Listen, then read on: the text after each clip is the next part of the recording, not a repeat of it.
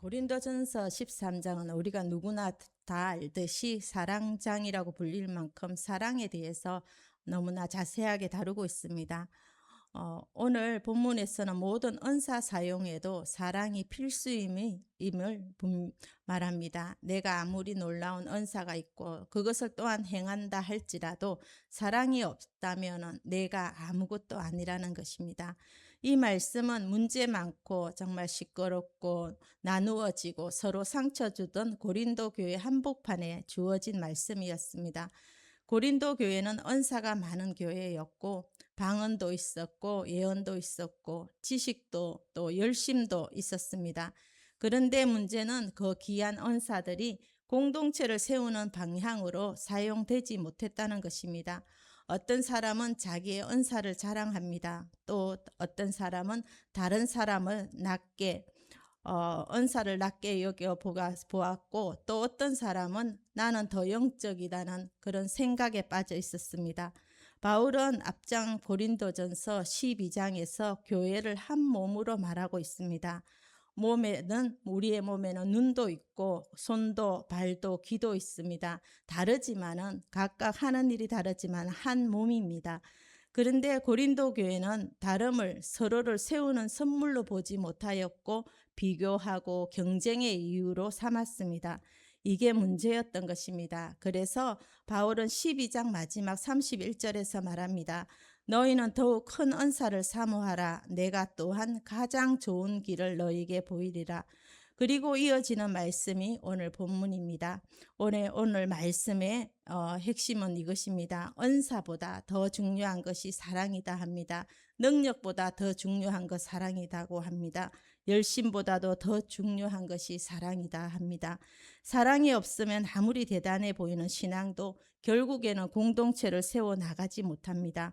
오늘 본문 1절입니다. 내가 사람의 방언과 천사의 말을 할지라도 사랑이 없으면 소리나는 구리와 울리는 괭가리가 되고, 방언은 당시 고린도 교회에서 굉장히 관심이 많았던 은사였습니다.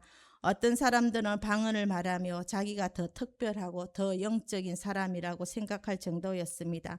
그런 사람들에게 바울은 말합니다. 사람의 방언을 하고 천사의 말처럼 놀라운 말을 한다 할지라도 사랑이 없으면 그것은 아름다운 찬양이 아니라 시끄러운 소리에 불과하다는 것입니다. 방언의 은사를 받은 사람에게 사랑이 없다면 생명이 없는 비인격적인 기구와 같은 것에 불과하다는 것입니다. 여기서 소리나는 구리와 울리는 괭가리라는 이 표현은 그저 시끄러운 소리 정도로 말하는 것이 아닙니다.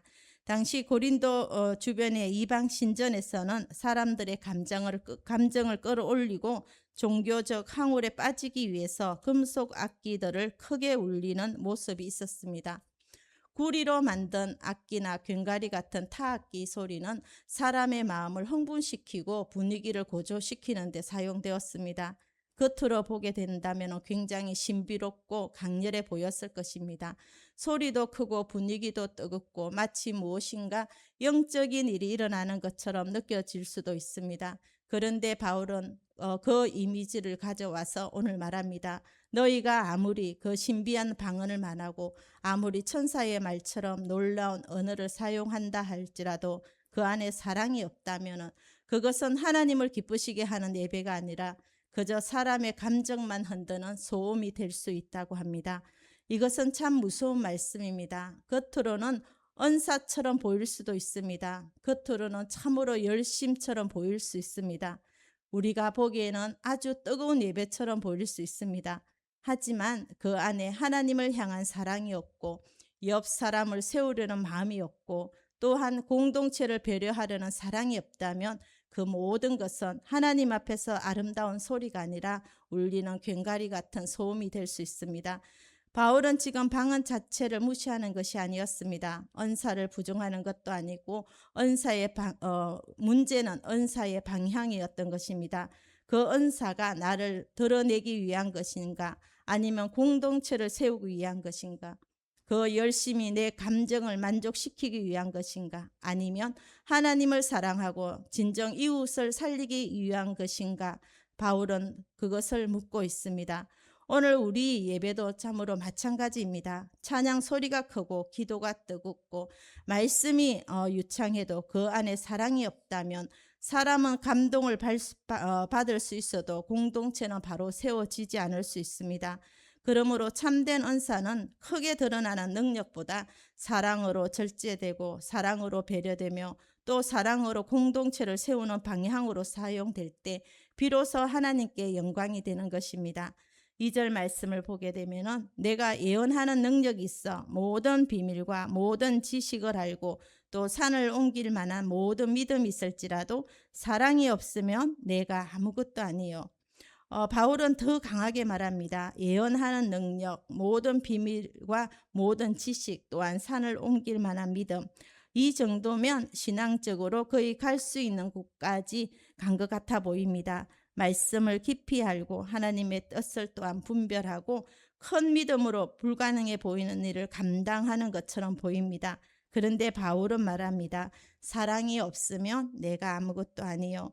사랑이 없는 지식은 사람을 살리지 못하고 사랑이 없는 믿음은 사람을 품지 못하며 또한 사랑 없는 열심은 오히려 사람을 몰아붙일 수 있다는 것입니다.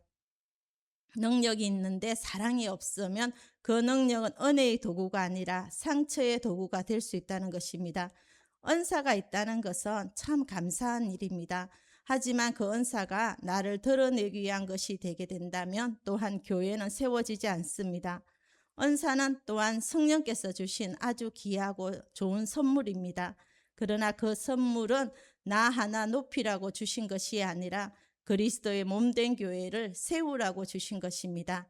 3절도 마찬가지입니다. 내가 내게 있는 모든 것으로 구제하고 또 내 몸을 불사르게 내줄지라도 사랑이 없으면 내게 아무 유익이 없느니라. 참으로 구제는 좋은 일입니다. 헌신도 너무나 귀한 일입니다. 내 것을 내어놓고 몸까지 불사르게 내어주는 일은 정말 대단해 보입니다. 그런데 바울은 내 몸을 불사르게 내줄지라도 그것조차도 사랑이 없다면 아무 유익이 없다고 합니다. 그 이유는 사람은 사랑 없이도 자기 이름을 위해서 선한 일을 할 수 있기 때문입니다. 인정받고 싶어서 헌신할 수도 있습니다. 칭찬받고 싶어서 봉사할 수도 있고 자기 의를 드러내기 위해 희생할 수도 있습니다. 그래서 바울은 행위의 크기만 보지 말고 그 밑에 있는 진정한 동기를 보라고 말하는 것입니다. 이제 바울은 4절에서 7절을 보시면 사울의 사랑의 모습을 구체적으로 바울은 설명합니다. 사랑은 오래 참고 사랑은 온유하며 시기하지 아니하며 사랑은 자랑하지 아니하며 교만하지 아니하며 무례히 행하지 아니하며 자기의 유익을 구하지 아니하며 성내지 아니하며 악한 것을 생각하지 아니하며 불의를 기뻐하지 아니하며 진리와 함께 기뻐하고 모든 것을 참으며 모든 것을 믿으며 모든 것을 바라며 모든 것을 견디느니라. 이 말씀을 천천히 들여다보면 사랑은 감정만이 아닙니다. 하나님은 우리를 향해서 오래 참으셨습니다. 만일 하나님이 오래 참으시지 않으셨다면 우리는 벌써 매를 맞아도 맞아야만 했습니다. 하나님은 온유하십니다. 오래 일을 부득부득 하는 마음으로 오래 참으시는 것이 아니라 따뜻한 마음으로 참아주십니다. 하나님은 우리에게 무리하게 대하시는 법이 없습니다. 한낱 피조물에 불과한 우리들입니다. 우리를 향해 하나님의 유익을 하나님은 그 유익을 구하지 않습니다. 만일 그랬다면 죄인된 우리를 위해 독생자를 내어주실리 만무합니다. 하나님은 또한 악한 것을 생각하지 않으십니다. 하나님은 우리에 관한 모든 것을 다 참으신다는 것입니다. 모든 것을 믿어주십니다. 사랑은 감정만이 아닙니다. 그렇다고 무조건 참고 당하라는 뜻도 아닙니다. 사랑은 불의를 기뻐하지 않는다고 했습니다. 그러므로 사랑은 죄를 덮어주는 이름으로 악을 방치하는 거 아닙니다. 사랑은 온유하며 진리와 함께 기뻐합니다. 사랑은 품어주지만 불의는 기뻐하지 않습니다. 소망을 버리지 아니하시고 끝까지 견뎌주십니다.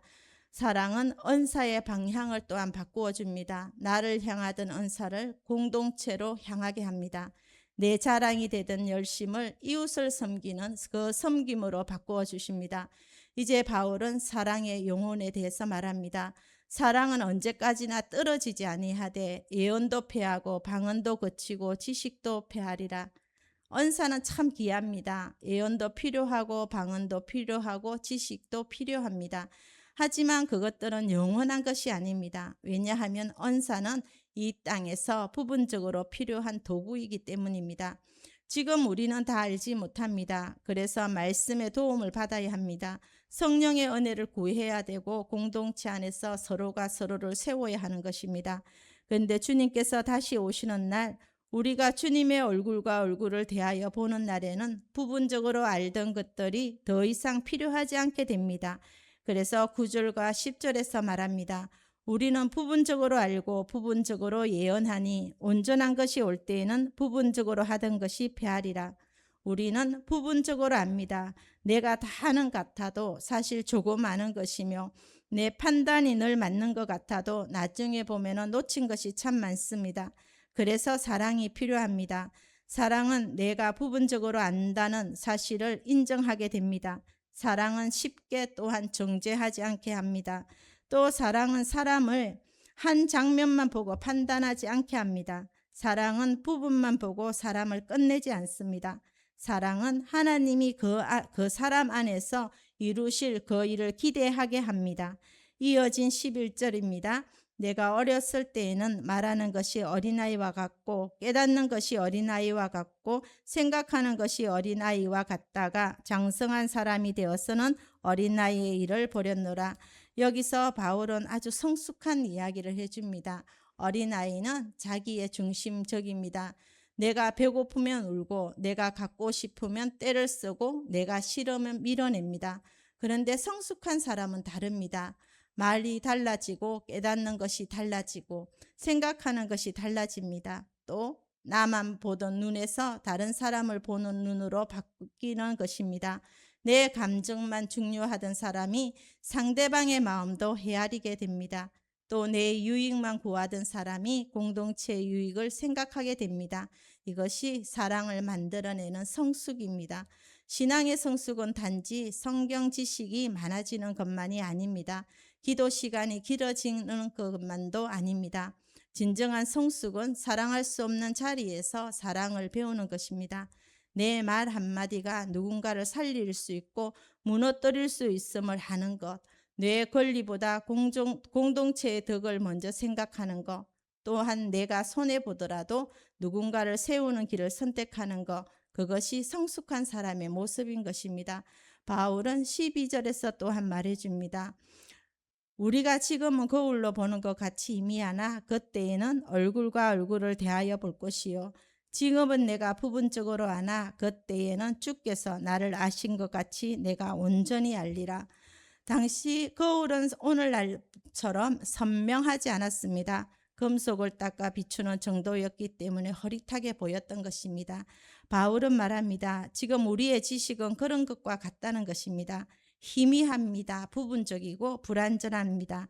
하지만 주님의 얼굴을 대할 그 날이 오면 지금은 내가 부분적으로 알지만은 그때에는 주께서 나를 아신 것처럼 내가 온전하게 알게 될 것입니다. 그러므로 지금 우리에게 필요한 태도는 교만한 것이 아니라 겸손입니다. 다른 사람을 정죄하는 것이 아니라 사랑으로 품어주는 것입니다. 내가 또한 다 안다는 그 태도가 아니라 주님 앞에서 아직 배우는 사람이라는 그 마음가짐입니다. 그리고 아주 유명한 너무나 잘 아는 마지막 13절입니다. 그런즉 믿음, 소망, 사랑 이 세 가지는 항상 있을 것인데 그 중에 제일은 사랑이라. 믿음도 귀하고 소망도 아주 귀합니다. 그러나 그 중에 제일은 사랑이라고 합니다. 왜냐하면 믿음은 하나님을 붙드는 길이고 소망은 하나님 나라를 바라보는 힘이지만은 사랑은 하나님의 성품 그 자체를 드러내고 있기 때문입니다. 하나님이 우리를 사랑하셨습니다. 자격 없는 우리를 사랑하셨고 연약한 우리를 사랑하셨고 십자가에서 자기 아들을 내어주시기까지 사랑하셨습니다. 사랑은 우리가 먼저 받은 은혜입니다. 우리가 사랑할 수 있는 이유는 내 안에 사랑이 많아서가 아닙니다. 하나님께서 먼저 우리를 사랑하셨기 때문입니다. 오늘 이 말씀을 또한 기억하면서 우리가 기도하겠습니다.